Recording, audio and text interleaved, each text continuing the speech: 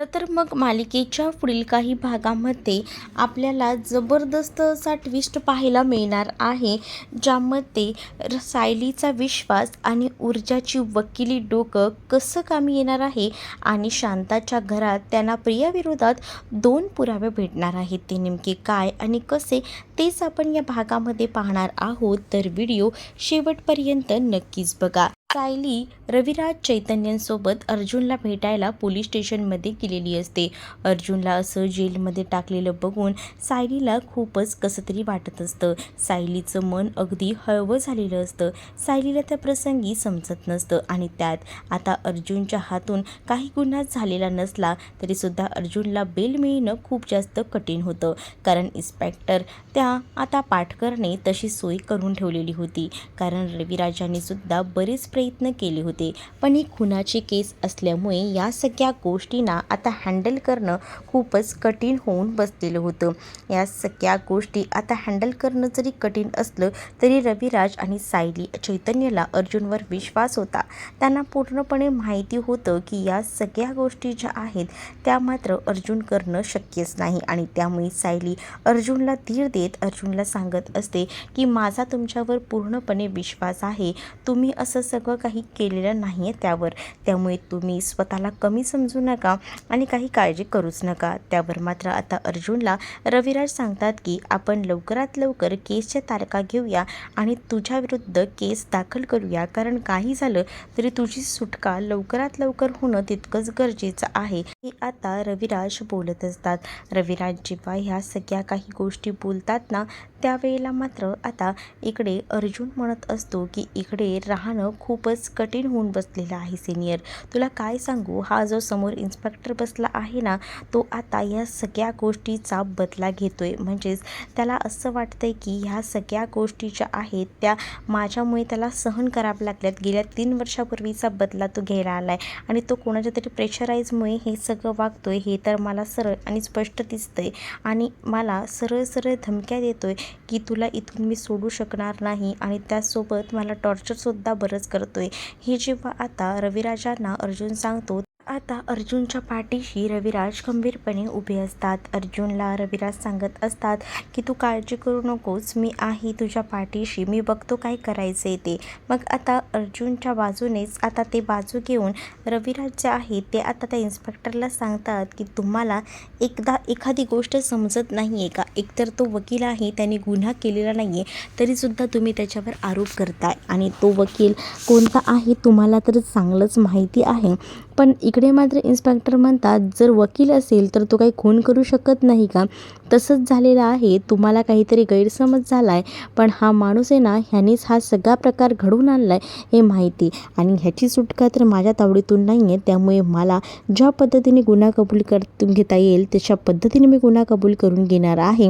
वाटल्यास मला त्याला 3rd डिग्री द्यावी लागली ना तरीही चालेल. या भाषेत आता हा पाटकर इन्स्पेक्टर जो आहे तो रविराजांना बोलत असतो.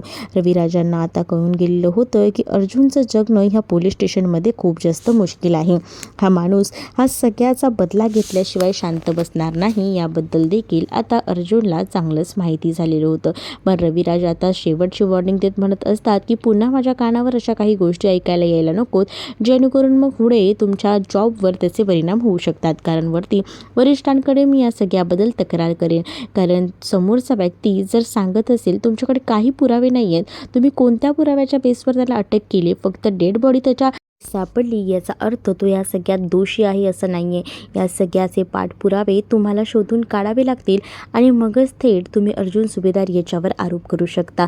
आणि नंतर राहिला प्रश्न 3rd डिग्रीचा, एवढ्यात तरी तुम्हाला या सगळ्यामध्ये काहीच करता येणार नाही. जेव्हा गुन्हा जाहीर होईल की त्यांनीच केला आहे तेव्हा तुम्ही बिलकुल मी काही बोलणार नाही, तेव्हा तुम्हाला काही करायचं आहे ते करा. पण आता ज्या काही गोष्टी तुम्ही करून प्रेशराईज करताय अर्जुन याला, हे सगळं काही चुकीचं आहे आणि जर हे वारंवार माझ्या कानावर पडत राहिलं तर वरिष्ठांकडे तक्रार करायला मला वेळ लागणार नाही, असं देखील आता रविराजांनी शेवटची वॉर्निंग देत आता इथे असणाऱ्या इन्स्पेक्टरला सांगितलेलं असतं. इन्स्पेक्टर सांगतात की बघा, मी माझ्या परीने प्रयत्न करीन, मला जितकं पॉसिबल होता येईल तितकं मला त्यांच्याकडनं गुन्हा कबूल करून घ्यायचा आहे, कारण ही खुनाची केस आहे आणि हे शांताला आधीपासूनच ओळखतात आणि ह्यांनी शांताला एका दुसऱ्या ठिकाणी ठेवलं होतं, ही गोष्टसुद्धा मला कळलेली आहे आणि त्यामुळे ह्यांचा आणि शांताचा अजून पहिल्या आधीपासूनच संबंध होता आणि त्यामुळेच आता ह्यांचा संबंध होता. या सगळ्याच्या गोष्टी ज्या आहेत त्या मला कळलेल्या आहेत, पण नेमका संबंध कसा आणि का होता हे तर मी शोधून काढीनच, असं देखील आता इन्स्पेक्टर सांगत असतात. दुसरीकडे सायली घरी गेलेली असते. घरी गेल्यावर कल्पना सायलीला म्हणते की अर्जुनला आणलंयस का? तर सायली म्हणते की आई नाही आणले, तुम्ही काळजी करू नका, मी तुम्हाला म्हटलंय ना लवकरात लवकर मी त्यांची सुटका करेन. पण आता कल्पनाला असं वाटत असतं की सायली आता जाईल आणि अर्जुनला सोडवून घेऊन येईल, पण ते काही शक्य झालेलं नसतं. त्यामुळे सायली आता कल्पनाला म्हणत असते की आई तुम्ही प्लीज स्वतःला सावरा, मला कळतंय तुम्हाला या सगळ्याचा त्रास होतोय, पण आताच आपल्याला खंबीर राहायला हवं. आपणच जर रडत बसलो तर ह्या सगळ्यातून यांना कोण बाहेर काढणार आहे? आणि म्हणूनच मला असं म्हणायचं आहे की तुम्ही प्लीज जास्त विचार करू नका, ज्या काही गोष्टी आहेत त्या समजून घ्यायचा प्रयत्न करा. मी काय म्हणते, मला कळतंय की तुम्हाला त्रास होतोय, पण अर्जुनला सोडवणार आहे ना, मी तुम्हाला म्हटलंय ना, तर मग तुम्हाला माझं वचन आहे, मी लवकरात लवकर या सगळ्यातून त्यांची सुटका करणारच, असंही आता बोललं जात असतं. तेव्हा आता कल्पना म्हणत असते की काय झालं, तुम्ही तर बेलवर त्याची सुटका करणार होतात ना? पण आता सायली म्हणते की नाही करू शकत, कारण कलम खूप जास्त मोठं लागलेलं आहे आणि त्याचसोबत खुनाची केस आहे, त्यामुळे बेलसुद्धा होणं मुश्किल आहे, त्यामुळेच आम्हाला बेल घेता आली नाही आहे, असंही आता सायली बोलत असते. आता ह्या सगळ्या गोष्टी ऐकून प्रतिमा रविराजांना म्हणते मग यावर दुसरा काहीच ऑप्शन नाही आहे का? रविराज म्हणतात की आम्हाला जितके प्रयत्न करता येतील तितके आम्ही प्रयत्न करतोय, पण जर मार्ग भेटला तर ठीक आहे. तर दुसरीकडे मात्र आता कल्पनाला सायली कसंबसं रडताना थांबवते आणि आई प्लीज असं रडूत बसू नका, आणि जर तुम्ही आजारी पडलात आणि हे अर्जुनला कळलं तर पुन्हा त्यांना त्रास होईल, त्यापेक्षा जरा शांत बसा. दुसरीकडे प्रतापही आता कल्पनाला शांत बसण्यास सांगतात, पण आता सायलीचं या सगळ्यामध्ये बरोबर प्रियाकडे लक्ष असतं. प्रिया मात्र उगीचच आता असं दाखवत असते की तिला फरक पडतोय आणि म्हणून ती आता अगदीच प्रेमानं मायेनं हात फिरवत असते. हे सगळं काही तिचं नाटक सुरू असतं आणि या सगळ्या गोष्टी सायली बरोबर ओळखून असते. कल्पना आणि प्रतिमा ह्यासुद्धा आता सायलीला आधार देत असतात. खरं तर या सगळ्या सिच्युएशनमध्ये सायलीला आधार देण्याची गरज असते, पण आता सायली या सगळ्यामध्ये खंबीरपणे उभी राहिलेली असते, कारण सायलीला माहिती आहे ती जर आता जर लुई पडली, अशी एकदमच थकून गेली तर अर्जुनला सोडवणं मुश्किल होऊन बसेल. पण आता सायलीला कणखरपणे उभं राहायचं असतं आणि अर्जुनची सुटकासुद्धा तितक्याच जोशात करायची असते आणि यासाठी तिचं हे सगळं काही सुरू असतं. कल्पना म्हणत असते की आता जोपर्यंत अर्जुन काही बाहेर येत नाही तोपर्यंत मला आता देव पाण्यात ठेवावे लागतील, कारण अर्जुनसाठी ना मला काही करायला मी तयार आहे, अर्जुनची सुटका व्हायला हवी एवढंच मला वाटतं.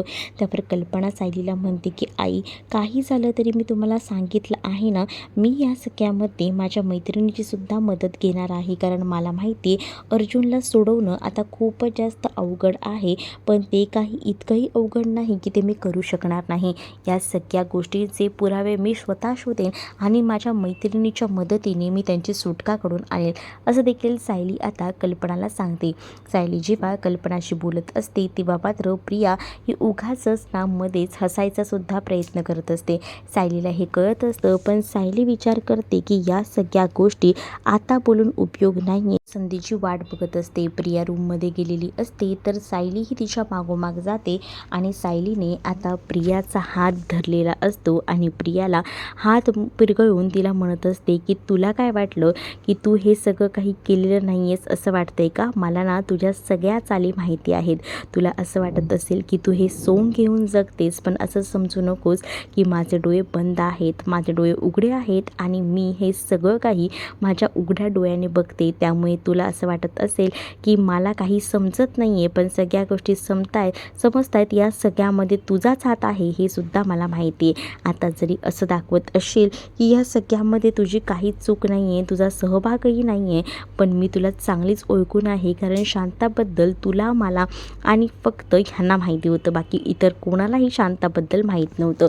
मग शांताला गायब करण्यामागे, शांताच्या घराला नोटीस लावण्यामागे सुद्धा तुझाच हात होता हे सुद्धा आता सायली जी आहे ती आता बोलत असते. पहिला प्रिया थोडी घाबरलेली असते, कारण प्रियाला कळत असतं की आपण एवढं सगळं लपवूनसुद्धा सायलीसमोर एक एक करून का होईना सत्य येते. पण त्यावेळेला प्रिया घाबरून जायचं फक्त नाटक करत असते आणि सायलीसमोर नंतर ती हसून दाखवत असते. आणि त्याच वेळेला तिच्या लक्षात येत असतं की अश्विन रूममध्ये येतोय, त्यामुळे ती आता नाटक करायला सुरुवात करते. सायली म्हणत असते की बघ, या सगळ्यामध्ये तूच दोषी आहे, तुझी चूक आहे, पण या सगळ्यामधून मी माझ्या नवऱ्याला अर्जुन सुभेदारला सोडवून आणणार आहे आणि त्यानंतर तुझ्या सगळ्या कारस्थानाचा नाही ना पर्दाफाश केला तर माझं नाव देखील सायली अर्जुन सुभेदार मी लावणार नाही, हे देखील सायलीने आता म्हटलेलं असतं.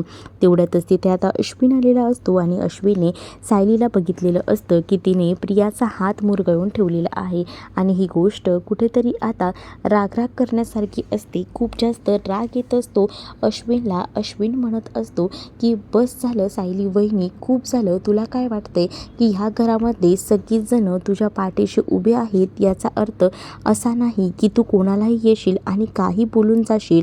हा तुझा गैरसमज आहे, कारण मलाही माहिती आहे दादा जेलमध्ये आहे आणि या सगळ्या गोष्टींमुळे तुला त्रास होतोय.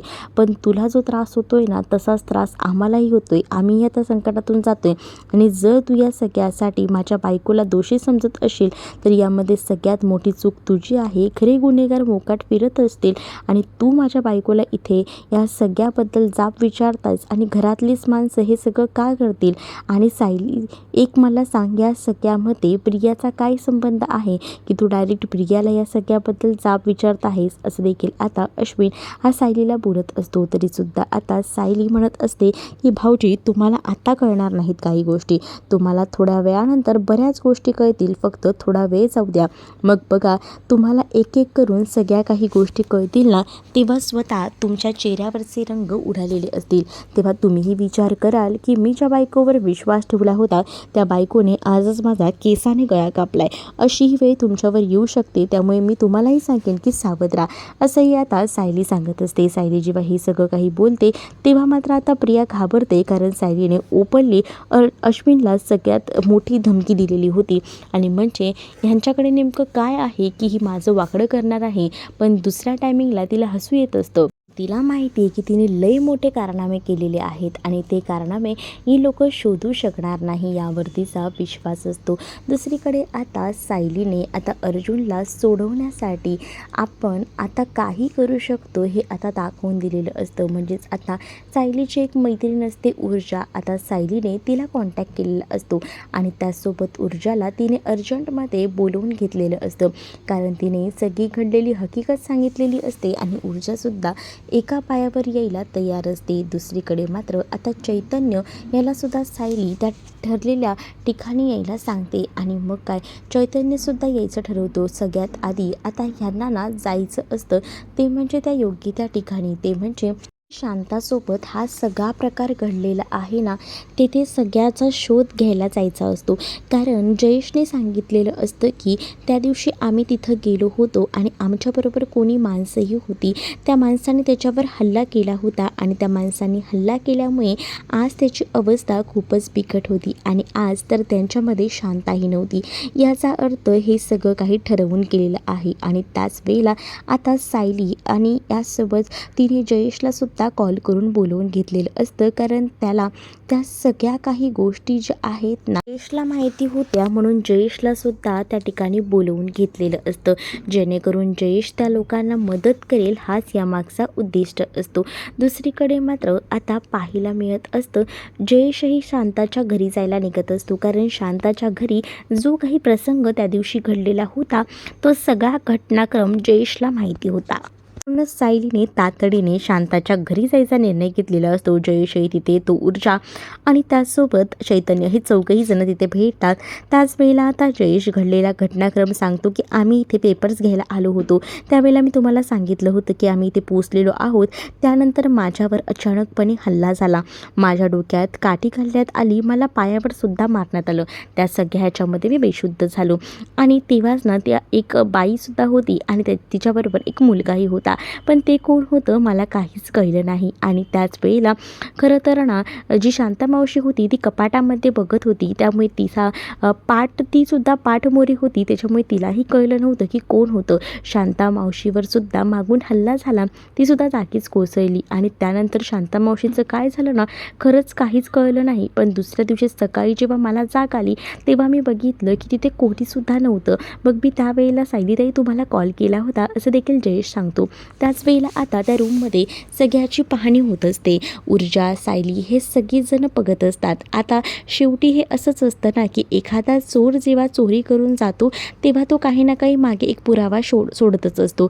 तसंच प्रियाच्या बाबतीतही झालेलं होतं. प्रिया तिच्या माणसाच्या बरोबरीने तिथं गेलेली होती त्या सगळ्याचा शोध घेण्यासाठी, त्या शांताला संपवण्यासाठी. पण तिथे आता प्रियानं एक मोठं कांड केलेलं असतं. ते म्हणजे प्रियाच्या घाई गडबडीमध्ये म्हणजे प्रियाने जेव्हा शांताबरोबर हातापायी केलेली होती, जेव्हा त्यांचं काहीसं झालेलं होतं तेव्हा प्रियाचं कानातलं जे आहे ते चुकून एक कानातलं तिथेच पडलं होतं. आणि नेमकं ते आता कानातलं ऊर्जा आणि सायलीला भेटतं. ऊर्जा आणि सायली ते कानातलं हातात घेऊन बघू लागतात आणि तेव्हा त्यांना डाऊट येतो की हाच तर मोठा पुरावा आहे. हे तर शांता मावशीचं कानातलं नाही आहे, कारण शांता मावशी असं काही घालणं शक्यच नाही.